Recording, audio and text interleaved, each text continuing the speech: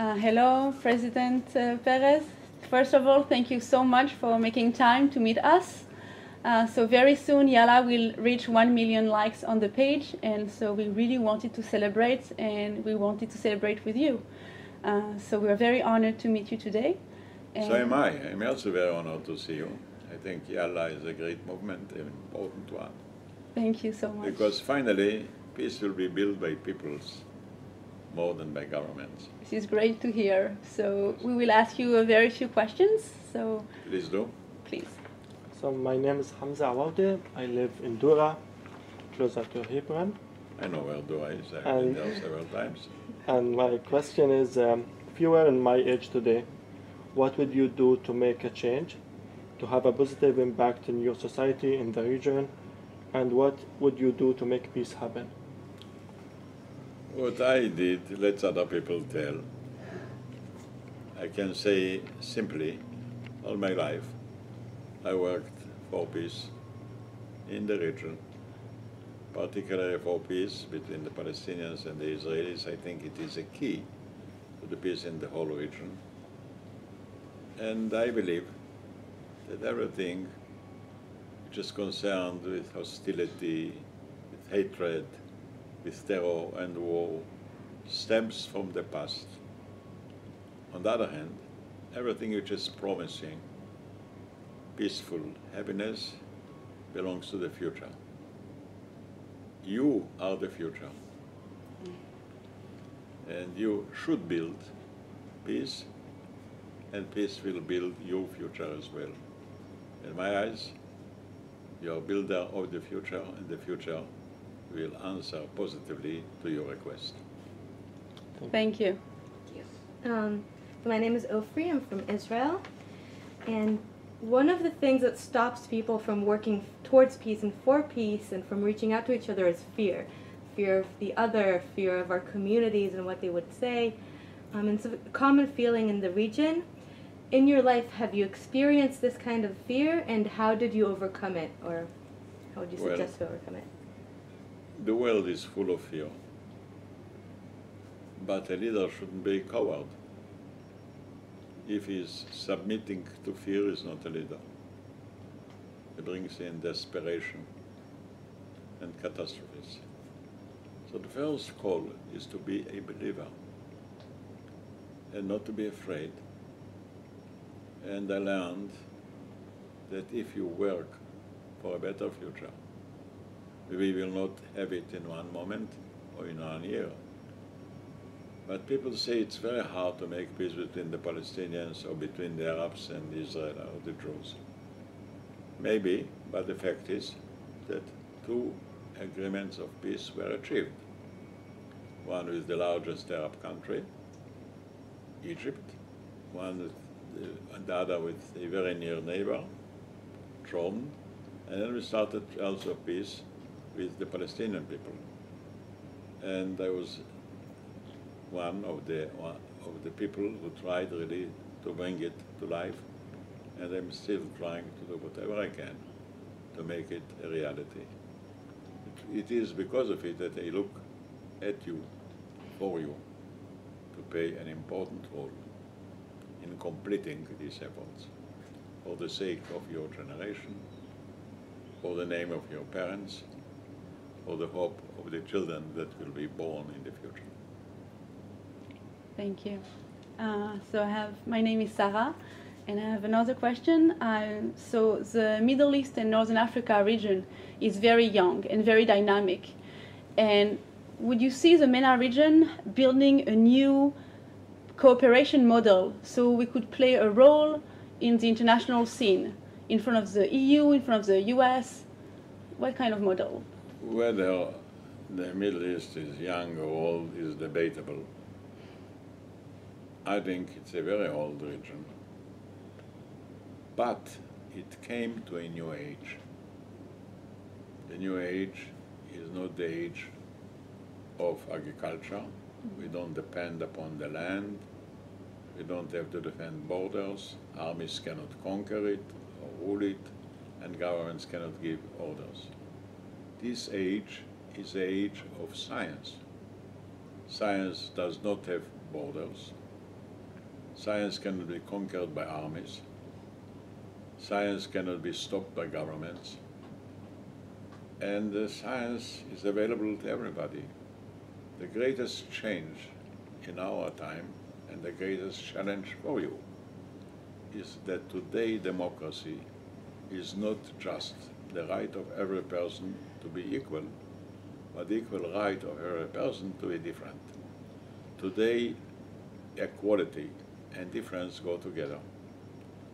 No matter what is your religion, no matter what is your nation, no matter what you are doing, we live in an open world that runs ahead with full speed on the wings of knowledge and science. Now let me say something else. In the Middle East, there are 400 million people. 60% of them are below the age of 25. I think this is the audience of hope. It depends upon you to lead the peace. You are no longer divided, and we are no longer divided in the same way that our parents or elders were divided. The new world of science and knowledge calls you to forget the partitions, to forget the prejudices, to embark with courage and hope and knowledge, and bring your age, the young one, to a new show of hope and peace. Thank you very much. We received also questions for our members from Morocco and Tunisia. So exactly what you were saying, Rahma is one of our members from Tunisia, and she would like to know that today, nowadays, a movement like Yala can reach 1 million likes on the internet. So how important do you think technology is when promoting peace? Technology is a vehicle. Today we are not walking. Today we are traveling or flying. And technology is simply either a car or a plane or a horse that you can advance on the ground or in the air, wherever you can. And I want to say that among the young people, say the Arab young people, below the age of 25, there are already 144 million who have smartphones. It's the first step into technology. And I think it's more important to introduce technology than get financial support. Israel feels that we belong to the same age, to the same desire for peace, and we shall be more than happy to share with you and other people whatever we did or achieved in the domain of technology and science. Thank you. You want to ask? Sure. Marwa? Yeah. So our last question is from Marwa from Morocco, and her question is, every country in the region is facing racism, especially now. Is what facing? Racism. Yes. How is it possible to tackle this problem, this issue? Racism is a sin. It's unaccepted. None of us have the right to discriminate anybody. According to the Muslim religion, according to the Jewish religion, every person was born in the image of Lord. Every person was born free and equal. There is no reason to kill each other. And I do believe that the members of Yala is the double meaning, young leaders, and Yala, do it fast. Do it fast, take leadership, and fight any sort of discrimination, any sort of hatred. Work together, go together, keep your flags, keep your religion, but work for peace. It's a call from the Lord, not just a reason from the human being. Thank you. So on that note, do you want to ask? Yes, the last question is, what is your message for our members who might be the future leaders of this region? You're the today leaders. Thank you. Never postpone it. Better lead today and learn tomorrow than learn and don't lead. You have to practice what you feel, what you know, and to learn more, but to act with great speed, with great devotion. And I'm very proud about you that you are close to be 1 million, be more. And I understand it's not just that you get in touch one with another, but you develop also a sort of a friendship, which will really guarantee a better future for this region that has a very long history and experienced so much bloodshed and catastrophes. Build a new Middle East in a new age of humankind. Thank you. Thank you so much. Thank you so much. Really appreciate, and it's very inspiring. Thank you. Thank you.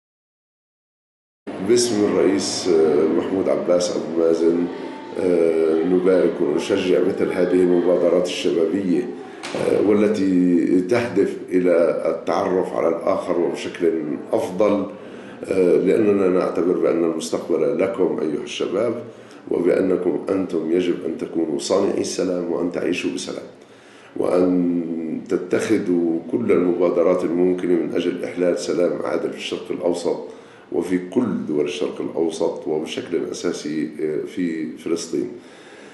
إننا نعتقد بأننا وبأنكم يجب أن نستغل معا كل فرصة وكل مبادرة ممكن أن تشجع فرص السلام في هذه المنطقة، لأن قناعتنا هو أن السلام للمستقبل أساسي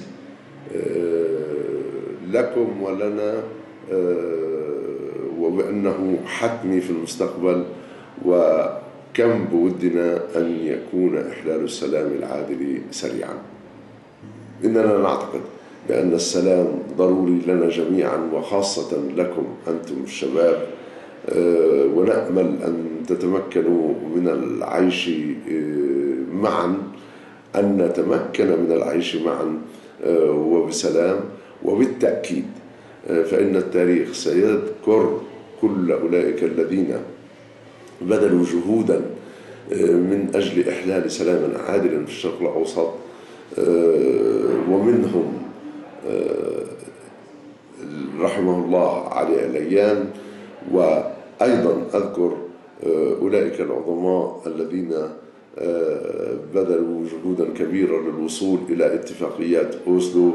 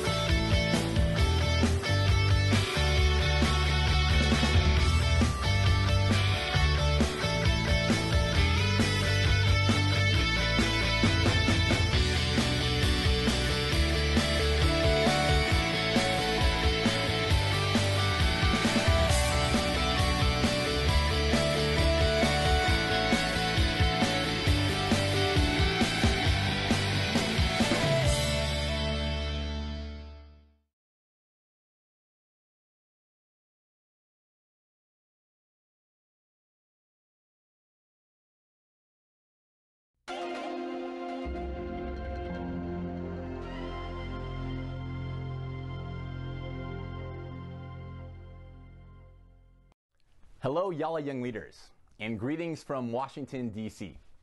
My name's Andy Rabens, and I serve as the Special Advisor for Global Youth Issues at the U.S. Department of State. On behalf of President Barack Obama, Secretary Kerry, and the people of the United States of America, I'm thrilled to join the thousands of young leaders from across the globe who are gathered in this virtual space for the 5th Yala online conference. Now, today marks an important milestone for Yala young leaders, as it represents 5 years of existence as a regional community. And I feel fortunate to have had a front row seat to Yala's growth over this initial time period.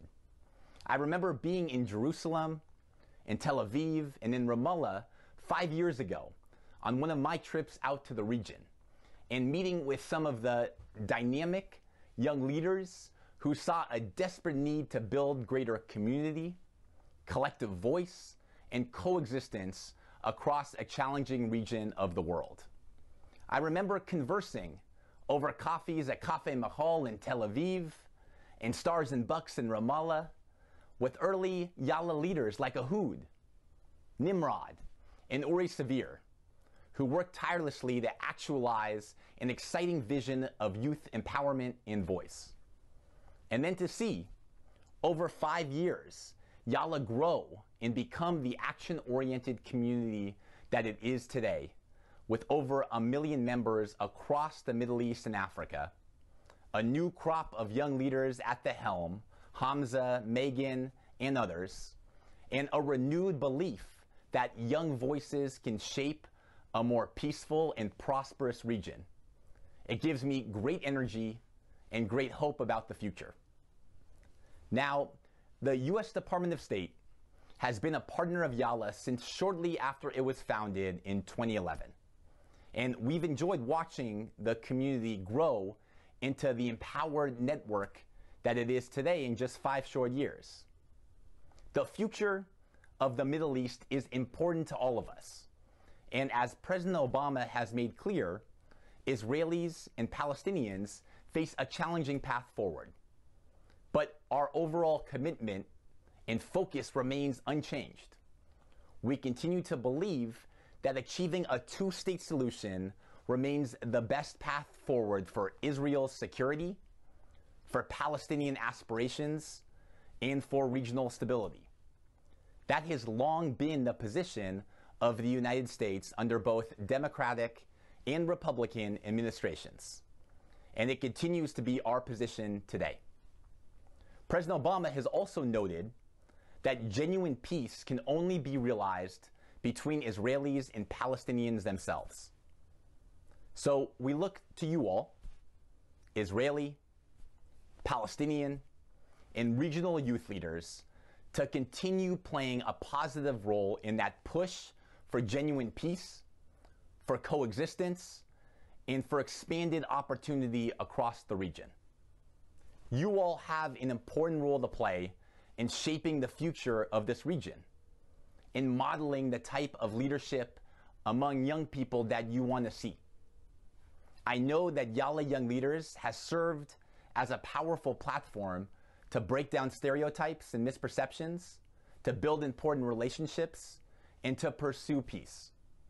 And I know as well that Yala Young Leaders will play an even bigger role and serve as an even more important platform in the years to come.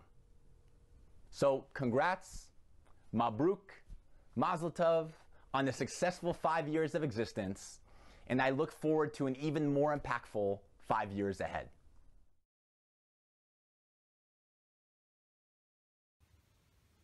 I'm so happy to be talking to you about Yala today. After 5 years, we've reached so many lives, and I really feel the peacefulness and the happiness and the joy of all the people that have come to work with us. This time in the world is such a time of change and such a time of choice. And when I look at all of the ways that people are expressing themselves, I really see the opportunities that we have here at the Eileen Getty School of Journalism and the Mandela University and at Yala online, just the interconnectiveness that we have from country to country, and allowing people to get to know each other in this very new way. To be able to electronically reach out and touch people across our invisible borders is so exciting and so interesting, and lets us know how much we're all alike and how we all really feel so similarly and share so many of our common values. I think that it's a very interesting time because it breaks down quite simplistically where people either are trying to open doors and allow us to express ourselves fully and be wholly who we are, or people are trying to be oppressive and in their fear of experiencing the whole person, create more and more and more boundaries. And I think that it's very, very important that we understand that unless we know who we are wholly and fully, we can never fulfill our whole purpose. So to be confined by artificial boundaries, to be shut down and not be able to express fully who we are as a man, fully who we are as a woman, fully who we are as a creative, thoughtful being. It's like if the world was a puzzle and each one of us was a puzzle piece. Imagine if we didn't show all of our edges and all of our curves. We wouldn't really fit in and complete the puzzle that the higher source of energy had in mind for us to be and to do. I don't think that we should ever be ashamed of our whole self. When Nelson Mandela said, "Who are you not to be beautiful?" I think that that's what he meant. And I found him very, very inspiring when he said that.